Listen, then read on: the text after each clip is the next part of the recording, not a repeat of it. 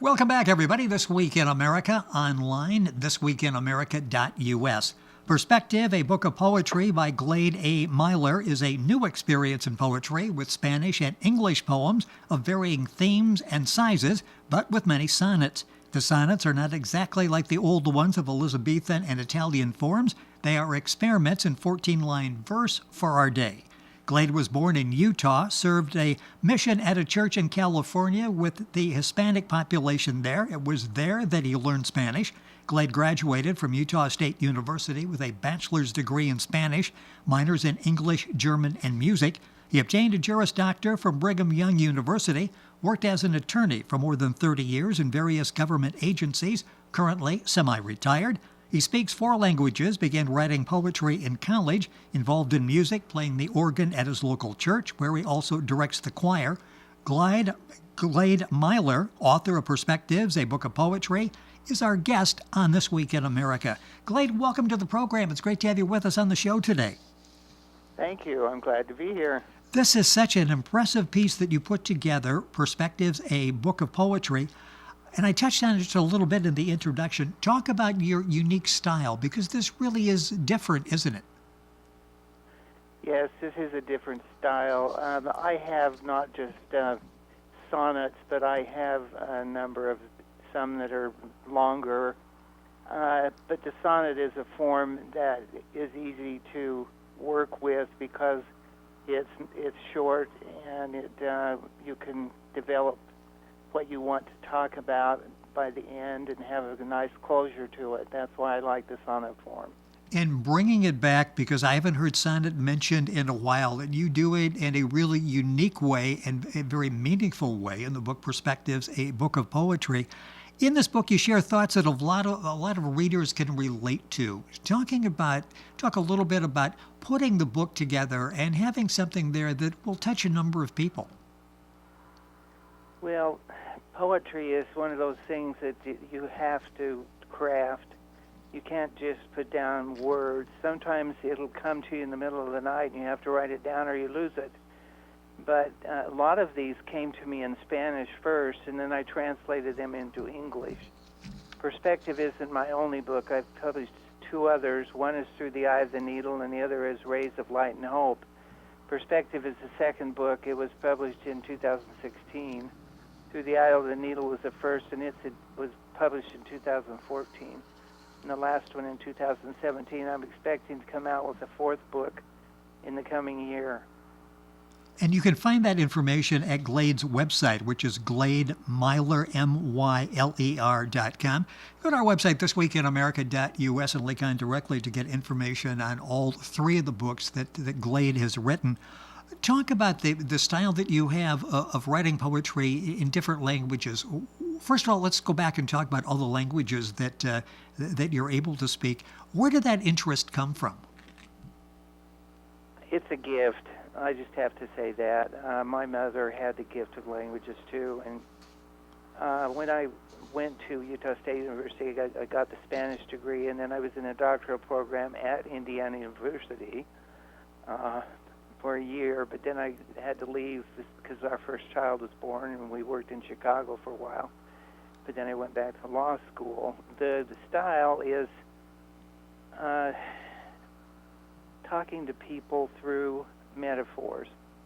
Poetry is metaphorical speech, and it can resonate with people depending on the theme.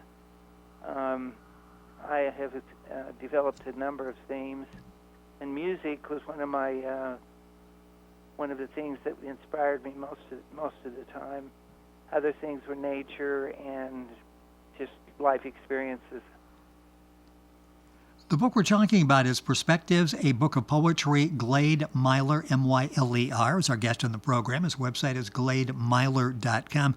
I mentioned the poems being in Spanish and Portuguese, but you do have the English version next to that. So if you don't speak Spanish or read Spanish, Portuguese, you're still able to understand exactly the meaning of the poem. Exactly. I intended it that way so that our English speakers could enjoy what I have in Spanish. A lot of the Spanish poems have meter according to the way it's done in Spanish. the English poems do not have rhyme or meter, except if it's a coincidental rhyme, but there are very few of those. Where did I feel like words have to carry their own meter and their own rhyme. And that's what's so impressive about the book, Perspectives, a book of poetry. As you're reading it, it is very powerful. Let's talk about the themes, the topics that you address in the book. How did you develop those?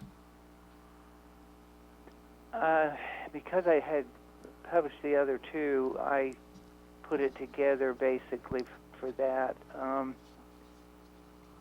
I like to put it in different forms, and I like to give my wife the credit for the photography. We did a lot of photography, the cover and the back, and then there's some smatterings of photography throughout it. We had gone on a cruise to Alaska, and boy, that was a lot of food for thought and I can for imagine. poetry. Yes, I can imagine that would be fertile grounds for the creative person with everything that you're seeing and sensing on a trip like that. And the photographs really add so much, don't they? It really is a whole other element that's entered into this, and the enjoyment of the poem. Yeah, it can. I'm just looking at my one poem here called Homeward Bound that is in Perspectives, and the photo that is next to it is from Rocky Mountain National Park in Colorado, and it's just beautiful mountains, and it's talking about going home through the mountains. Where do you get inspiration? I'm understanding from what you said in talking about the cruise that basically life is what gives you inspiration. If something moves you, chances are you're going to be contemplating writing about it. Yes, as I'm moved upon by whatever I see, like nature, a nice sunset. I've got a lot of things about sunsets and the seasons. I have a poem here about Chicago, because we were there in 2014, and I got some good ideas from what I saw in Chicago. In fact, the cover of the book has a picture of the big bean, they call it. It's the Cloud Gate sculpture. My wife took that picture on an April day when it was snowing. Yeah, April snowing, that's Chicago, and I see that in the book cover, which is, again, so well done. When you get an idea, how long does that take you when you decide this is something I'm going to pursue, this is something creatively I'm going to take on? How long does it take to come up with where you feel, okay, this is a finished poem now? I'll write down the poem as it's coming to me, and then I have to go back and work it through so that it becomes a poem. Line breaks are very important for poets, particularly in our day, and you have to get the right word. I mean, words are so enigmatic. Sometimes you just don't know which one to use. And the choice of the word choice that you put in a poem can make all the difference. Some of my versions, I have about 10 or 15 versions, and finally come up with the final product. The book is Perspectives. I'm sorry, go ahead, finish that thought. I was just going to say, but if it has to have meter like it does in Spanish, it takes even longer because you have to make sure that the meter is correct throughout the entire poem. So I'm thinking patience is a virtue for a poet.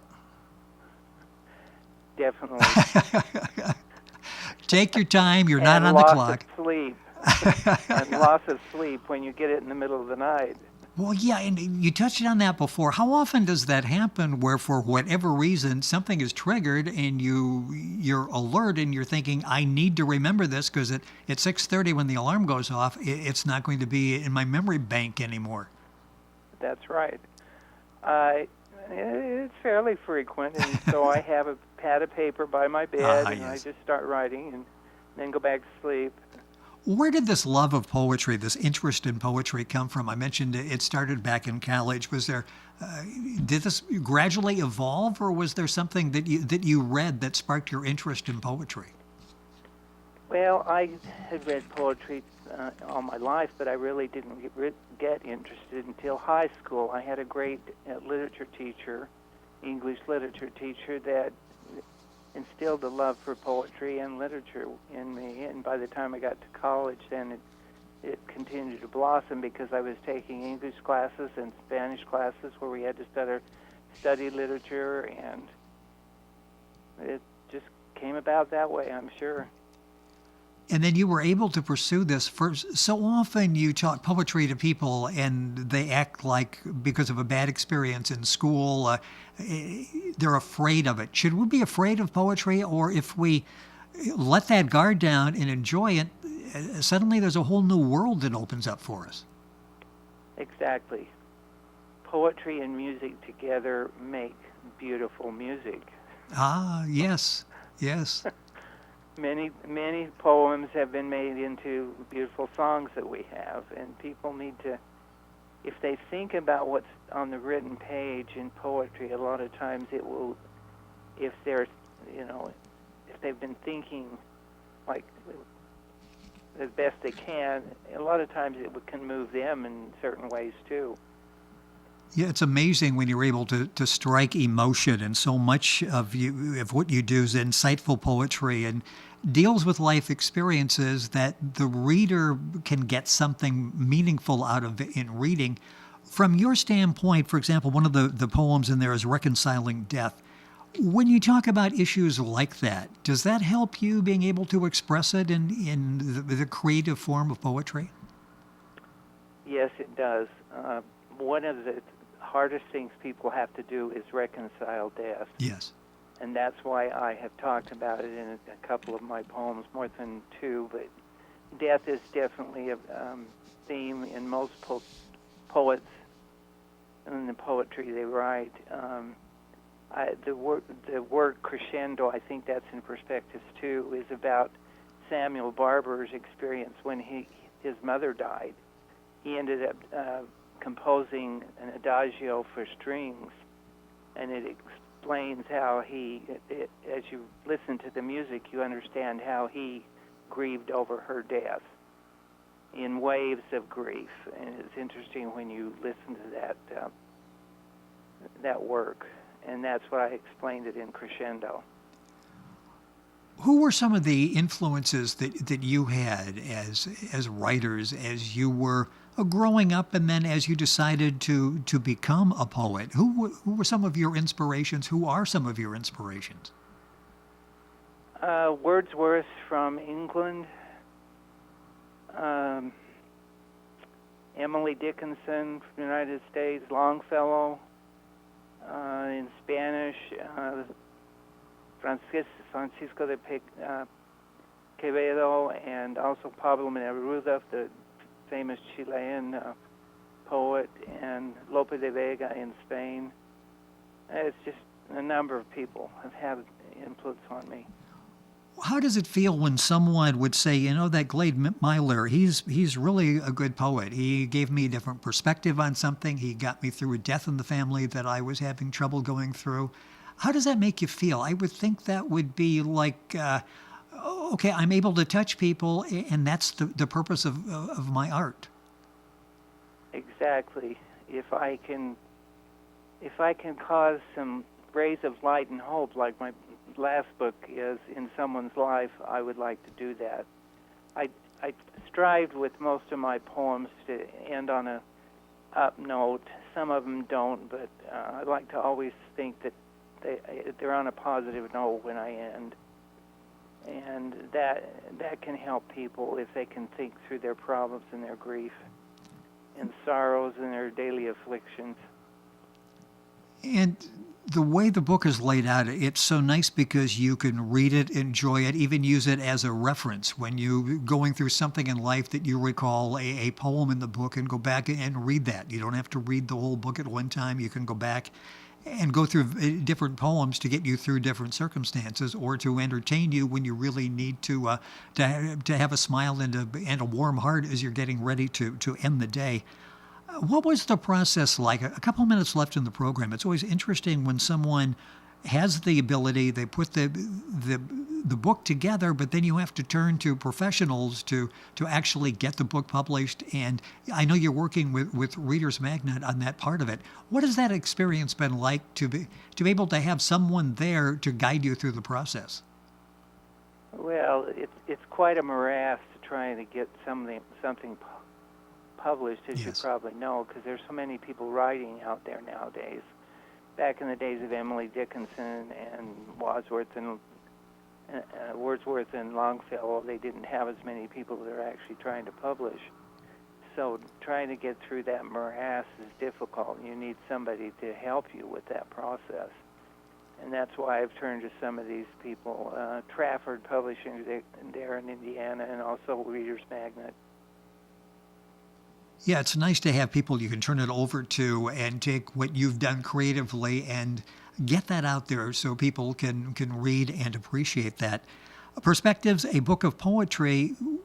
Glade Myler, the author, is our guest on the program. What do you hope people take away from the book when they have Perspectives, a book of poetry? What do you hope they get out of the book? I would hope that if they read my poems that they would be able to feel, relate to them, how it applies to their life, and how it can help them maybe over a difficult period in life. And I've talked about it, one lone candle here, and someone will offer a hand to lift him up and help him achieve the heights where his candle will never be extinguished. That's the end of that poem, and that's the type of thing I want people to understand.